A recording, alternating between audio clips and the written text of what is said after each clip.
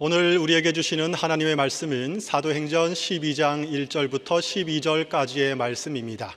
이 계시의 말씀을 봉독할 때 살아계신 하나님의 음성을 들으실 수 있기를 바랍니다. 그때에 헤롯 왕이 손을 들어 교회 중에서 몇 사람을 해하려 하여 요한의 형제 야고보를 칼로 죽이니, 유대인들이 이 일을 기뻐하는 것을 보고 베드로도 잡으려 할새 때는 무교절 기간이라. 잡음에 옥에 가두어 군인 내식인 네 패에게 맡겨 지키고 유월절 후에 백성 앞에 끌어내고자 하더라. 이에 베드로는 옥에 갇혔고 교회는 그를 위하여 간절히 하나님께 기도하더라.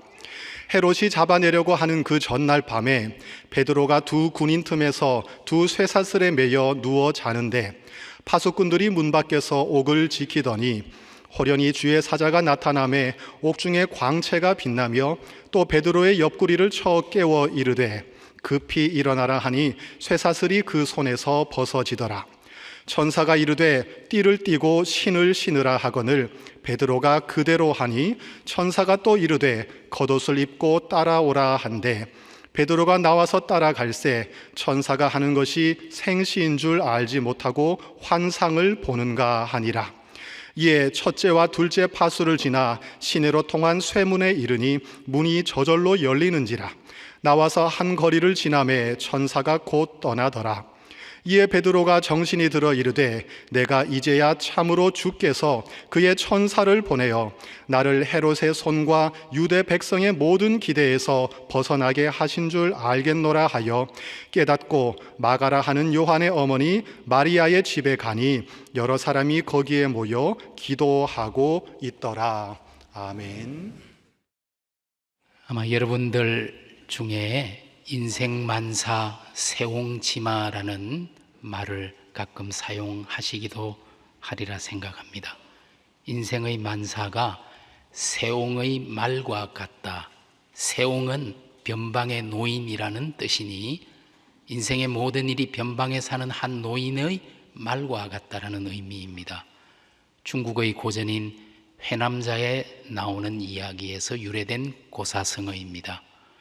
중국 국경 변방에 한 노인이 늦게 얻은 아들과 그리고 말 한 마리와 함께 살고 있었습니다. 그런데 어느 날 말이 가출을 해서 국경을 넘어서 오랑캐이 땅으로 가버렸습니다. 마을 사람들이 와서 노인에게 위로했습니다. 그렇게 아끼던 말이 그만 가출을 해서 얼마나 속상하십니까? 그런데 그 노인이 별로 대수롭지 않은 듯 뭘요? 이 일이 또 복이 될지 누가 알겠습니까? 그런데 정말 얼마 후에 그 말이 친구를 사귀어서 데리고 돌아왔습니다.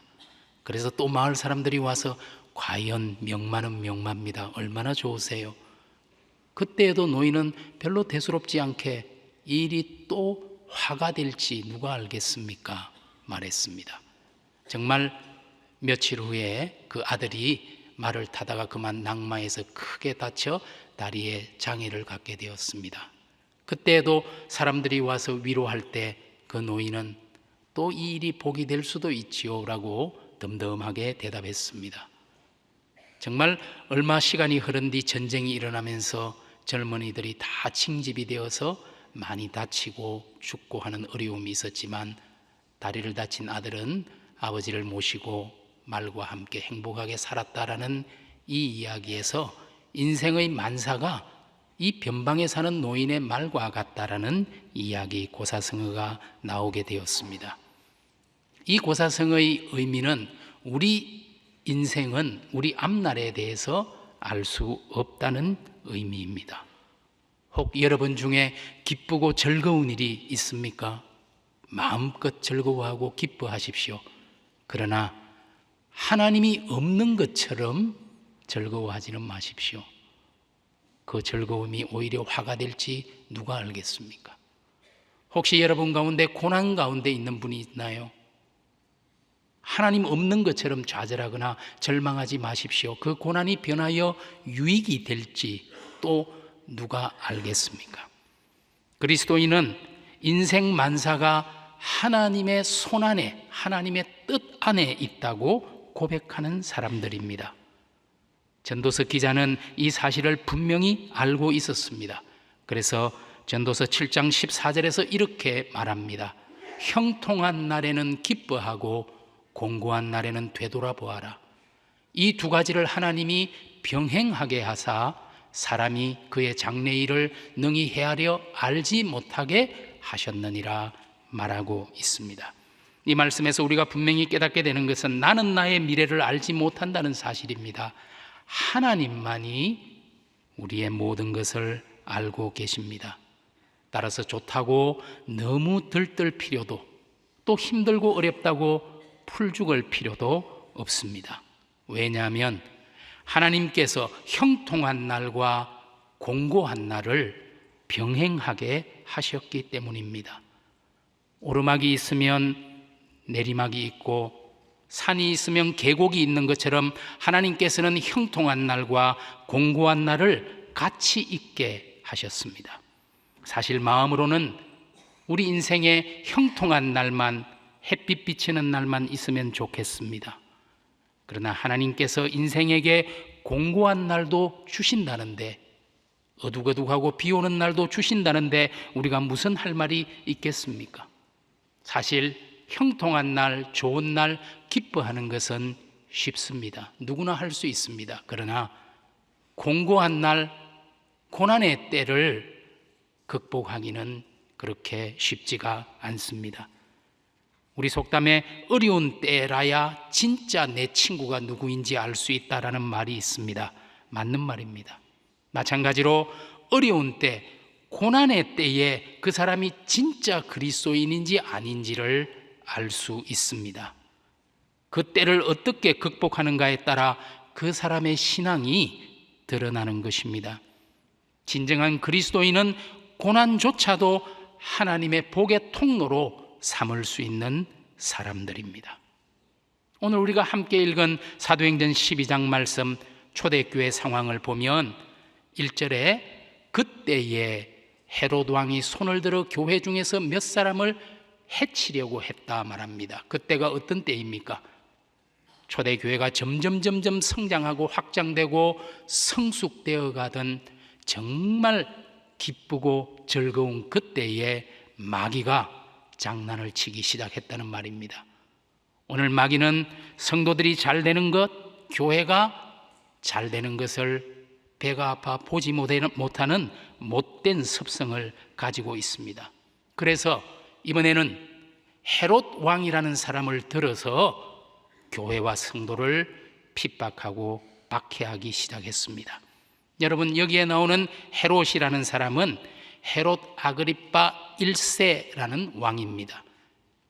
유대의 헤롯 왕이 굉장히 많이 있죠. 이름이 같기 때문에 누가 누군지를 잘 살펴야 합니다. 이 헤롯 아그리파 1세의 할아버지가 바로 헤롯 대왕입니다. 예수님을 죽이고자 베들레헴에 있는 2살 미만의 모든 어린아이를 죽이라고 명령했던 그 살인마가 바로 할아버지 헤롯 대왕입니다. 그리고 헤롯 아그리파 1세의 아버지가 헤롯 안디바라는 사람입니다. 그는 어떤 사람입니까? 우리 예수님께서 여인이 낳은 자 중에 가장 큰 자라고 말했던 세례자 요한의 목을 베어 죽인 사람이 바로 헤롯 안디바입니다. 그 이유도 정말 가관이죠. 이 헤롯 안디바가 자기 동생이었던 헤롯 빌립의 아내 헤로디아를 취했습니다. 그러자 세례자 요한이 아니요, 잘못된 일이라고, 어떻게 하나님 앞에 그럴 수가 있냐고 책망하자 이 세례 요한을 잡아 옥에 가두었습니다. 그런데 자신의 생일날 잔치가 벌어졌고 그때 이 헤로디아의 딸이 춤을 추는 것을 보고 너무 기뻐서 네가 무엇을 원하든지 한 가지 소원을 들어주겠다고 약속했습니다. 그런데 이 딸이 어머니 헤로디아와 의논하고는 세례자 요한의 목을 쳐서 쟁반에 담아달라고 말했습니다. 헤롯 안디바가 된 사람 같았으면 혼을 냈겠지요. 어디 그런 말을 하냐고. 그러나 이 사람은 하나님을 두려워하기보다 자기의 체면을 더 중시하는 사람이었습니다. 내가 한 말을 물을 수는 없지. 그렇게 해서 우리에게 왔던 세례자 요한의 목을 베어 쟁반에 담아 내주었던 사람이 바로 이 헤롯 안디바입니다. 우리 주님께서 누가복음 13장 32절에서 이 사람을 가리켜 여우 같은 자라고 말씀하셨습니다. 이제 그 할아버지의 아버지를 본받아 오늘 주인공 헤롯 아그리파 1세는 추후 44년에 예수님의 12제자 사도 중 한 사람인 야고보를 참수하여 죽입니다. 그런데 유대인들이 오히려 그 일을 좋아하는 것을 보고 내가 베드로까지 죽이면 내 인기가 더 올라가겠구나. 초대교회 지도자였던 베드로마저도 잡아서 옥에 가두고 죽이려고 했습니다. 하지만 오늘 본문을 보니 때는 무교절 유월절이었습니다. 유대인들은 유월절 기간에는 죄인을 사형시키지를 않습니다. 그래서 이 유월절이 지나가자마자 감옥에 가두어 두었던 베드로를 꺼내어 죽이려고 계획하고 있었습니다. 그것이 오늘의 상황입니다. 사내들인의 종교 지도자들과 헤롯 땅의 정치 지도자들과 우매한 군중 심리가 합쳐져서 박해는 더욱 커져만 갔습니다. 여러분, 베드로가 사실 사도행전 5장을 보시면 그 전에 한번 옥에 갇힌 적이 있었지만 천사의 도움으로 옥에서 풀려 나온 적이 있었습니다. 그래서 이번에는 절대로 그런 일이 일어나지 않도록 철통같이 경비를 했습니다. 우리가 읽은 본문 4절에는 이렇게 기록되어 있습니다. 잡음에 옥에 가두어 군인 내식인 내패에게 맡겨 지키도록 했다. 여러분, 4인 1조로 4개 조를 만들어서 24시간 철통같이 베드로를 지키도록 했다는 말입니다. 그리고 6절을 보시면 헤롯이 잡아내려고 하는 그 전날 밤에, 이제 죽기 하루 전날 밤이죠. 베드로가 두 군인 틈에서 두 쇠사슬에 매여 누워 잤다고 말하지요. 여러분, 4인 1조인데 두 군인은 우리 베드로의 오른손과 왼손을 쇠사슬로 묶어서 3인 1조로 만들어 두었어요. 화장실을 가도 셋이 가야 하고 오늘 잘 때도 셋이 쇠사슬에 묶여서 자고 있는 겁니다. 그리고 나머지 2명은 밖에서 옥문을 지키고 있는 그런 상황입니다. 탈출은 꿈도 꿀 수 없는 상황이었습니다. 드디어 내일 아침이 되면 베드로도 사형을 당하게 됩니다. 이제 정말 죽을 일만 남았습니다. 만일 여러분이 이런 상황이라면 무엇을 어떻게 하시겠습니까? 과연 이 절대절명의 순간 교회와 베드로는 어떻게 했다고 오늘 성경이 말하고 있습니까? 먼저 교회는 무엇을 했습니까? 여러분, 오늘의 본문 5절과 12절을 보니까 베드로는 옥에 갇혔고 교회는 그를 위하여 간절히 하나님께 기도하더라. 12절에도 여러 사람이 거기에 모여 기도하고 있더라. 오늘 교회는 지도자인 베드로를 위해 간절히 기도했다라고 말합니다. 정말 멋지고 부러운 목회자와 성도의 관계입니다. 서로가 서로를 위해 간절히 기도하는 그런 사이였습니다. 여러분에게는 자신을 위해 기도해 주는 사람들이 있습니까? 중보기도의 동력자들이 있나요? 저에게는 그런 분들이 있습니다. 특히 그 중에서 백수를 하시고 9년 전에 하나님의 품에 안긴 우리 처갓집 할머니 권사님, 그 권사님은 정말 기도의 사람. 그런데 손녀 사위가 목사가 되고 신학교 교수가 된 것이 얼마나 좋은지 정말 하루도 빠짐없이 매일 저를 위해 기도해 주셨습니다.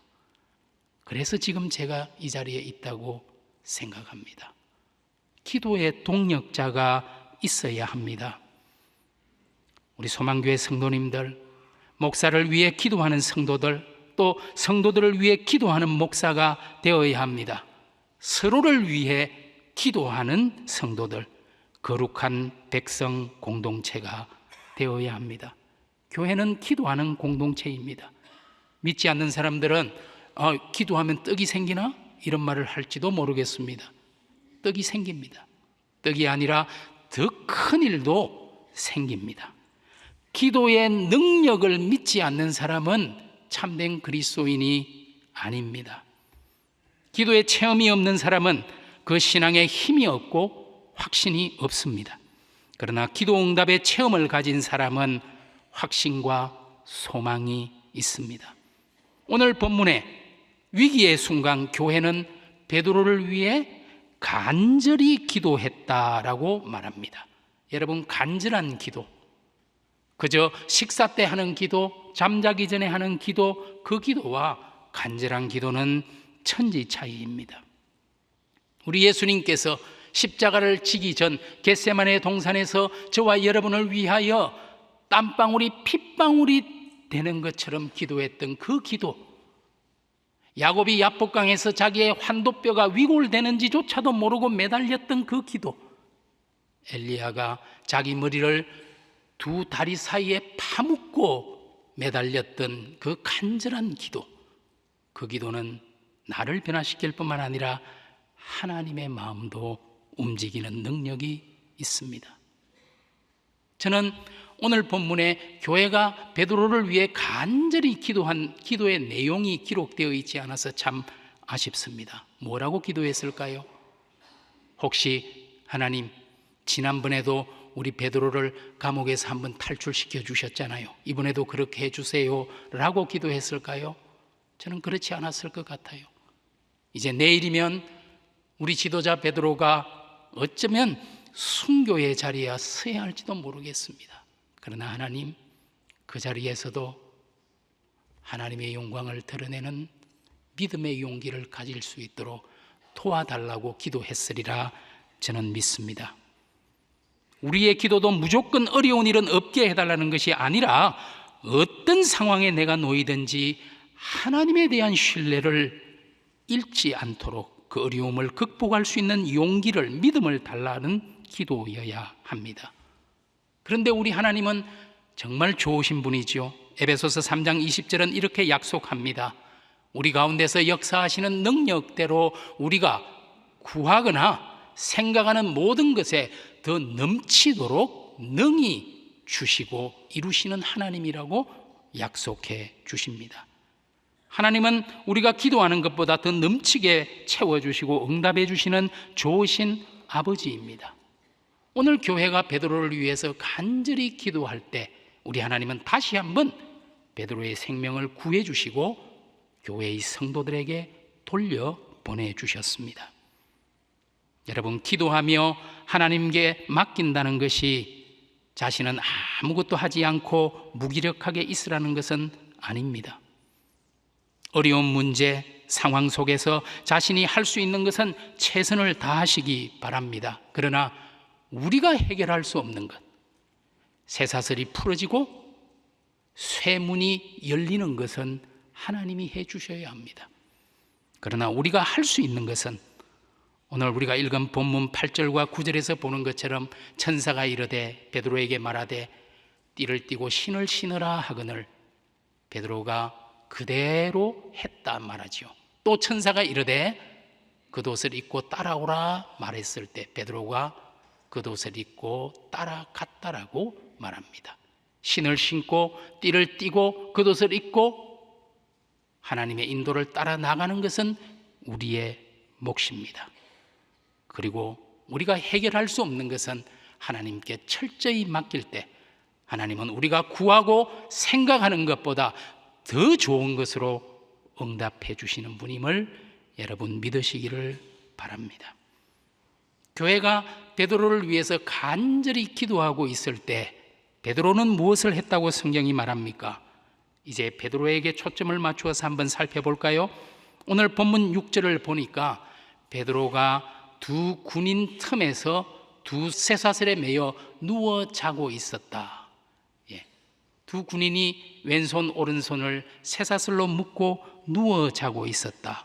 내일이면 처형당할 사람이 어떻게 잠이 올 수 있을까요?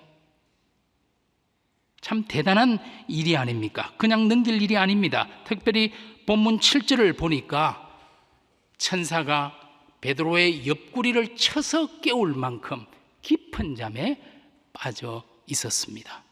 과거의 베드로였다면 상상도 할 수 없는 일입니다. 그러나 부활의 주님을 만난 베드로는 자신의 생명과 죽음의 문제까지도 하나님 앞에 철저히 내맡긴 믿음의 사람이었으니 깊은 잠에 빠질 수가 있었겠죠.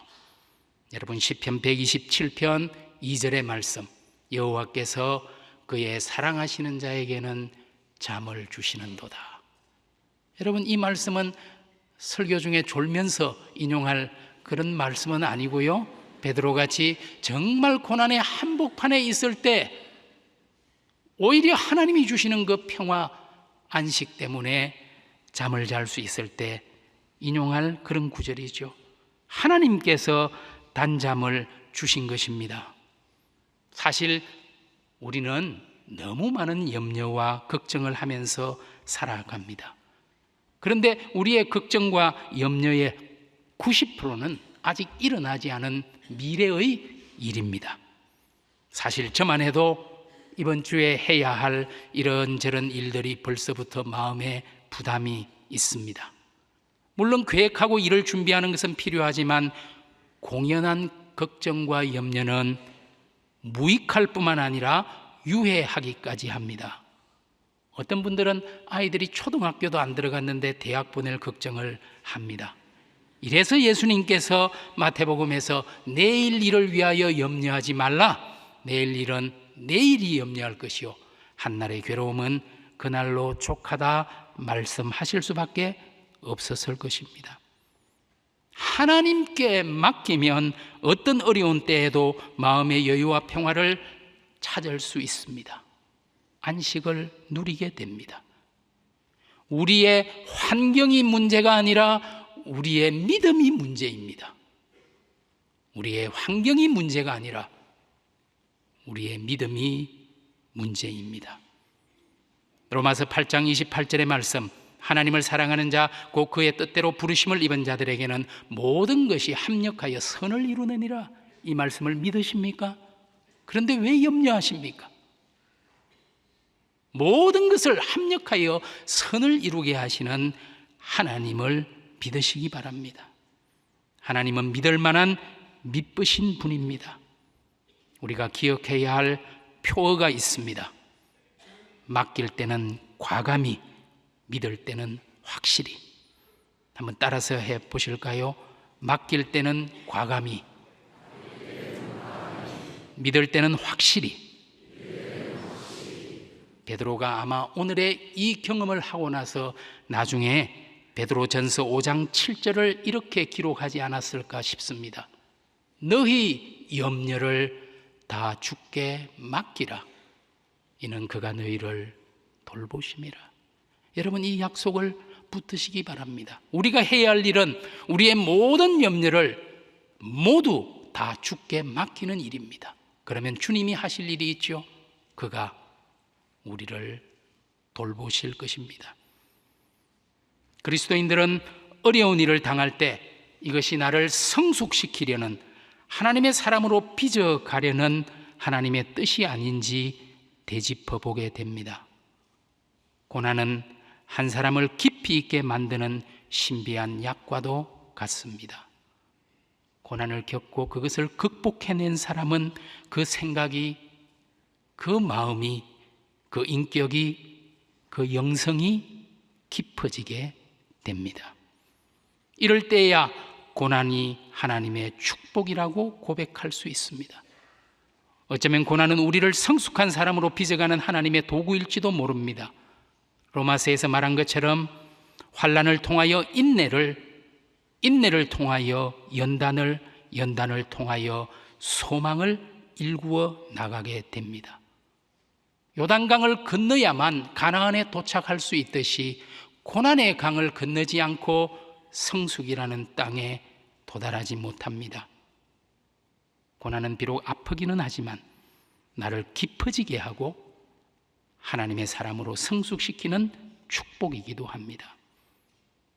하나님께서는 우리 앞에 형통한 날과 공고한 날을 병행하게 하셨습니다.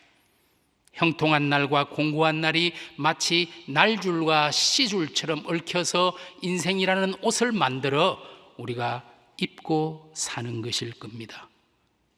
공고한 날이 닥쳤을 때 오히려 그날을 깨닫는 기회로, 성숙해지는 기회로 삼는 사람은 참으로 복된 사람들입니다. 그 사람들이 바로 그리스도인입니다. 스코틀랜드에 유명한 조지 마테선이라는 목사님이 계십니다. 그는 목회자요 또한 찬송시 작사자이기도 합니다. 그런데 이 목사님이 갑자기 20살이 되었을 때 중도 실명이 되어서 앞을 전혀 보지 못하게 됩니다. 그와 함께 있었던 약혼녀조차도 그를 떠나버렸습니다. 그러나 이런 역경 가운데서도 그는 최선을 다해 공부해서 학자가 되고 목회자가 되고 스코틀랜드의 영적 지도자가 되었습니다. 그리고 유명한 강의의 초청 강연자가 되기도 했습니다. 그가 남긴 기도 시 중에 이런 시가 있습니다. 나의 하나님, 나는 나의 가시에 대하여 결코 감사하지 못했습니다. 나의 장미꽃에 대해서는 수천 번이나 감사하였지만 주님이 나에게 지워준 십자가에 대해서는 한 번도 감사하다고 생각지 못했습니다. 고난을 통하여 나의 인생 항로를 완성하신 사랑의 주님이시여, 이제 저에게 이 가시의 가치를 가르쳐 주옵소서. 그리하면 나의 눈물이 무지개 됨을 알겠나이다. 그리고 나서 나에게 고난당한 것이 내게 유익이라고 고백할 수 있게 해 주옵소서. 이 고백이 저와 여러분 모두의 기도가 될 수 있기를 원합니다. 과연 우리는 우리에게 주어진 가시에 대해서 내가 짊어져야 할 십자가로 인해서 고난의 순간에도 감사할 수 있을까요? 바울은 에베소서 5장 20절에서 범사에 우리 주 예수 그리스도의 이름으로 항상 아버지 하나님께 감사하라 말합니다. 여러분, 범사는 모든 일을 말하지요. 좋은 일이나 기쁜 일에만 해당되는 것이 아닙니다. 그때 감사는 너무나 당연한 것이고, 오히려 고난의 때, 힘든 때에도 예수 그리스도로 인하여, 예수 그리스도의 은혜로, 예수 그리스도의 이름으로 항상 아버지 하나님께 감사할 수 있는 저와 여러분이 되기를 간절히 원합니다. 혹시 우리 가운데 고난의 시간을 지나는 분이 있다면 하나님의 은혜와 위로를 경험하는 오히려 전화위복의 복된 기회가 될 수 있기를 진심으로 원합니다. 우리에게 주어진 모든 날, 모든 시간, 모든 순간을 간절한 기도와 신실한 믿음으로 넉넉히 승리하는 우리 소망교회 성도들, 또 우리 교회가 되기를 주님의 이름으로 축복합니다. 기도드리겠습니다. 주님, 오늘 말씀을 통해 교회가 기도와 믿음의 공동체임을 깨닫게 하시니 감사합니다. 주님, 저희가 기도할 수 있으니 낙심하지 않겠습니다. 주님 살아 계시니 믿음으로 힘든 시간도 넉넉히 이겨내겠습니다.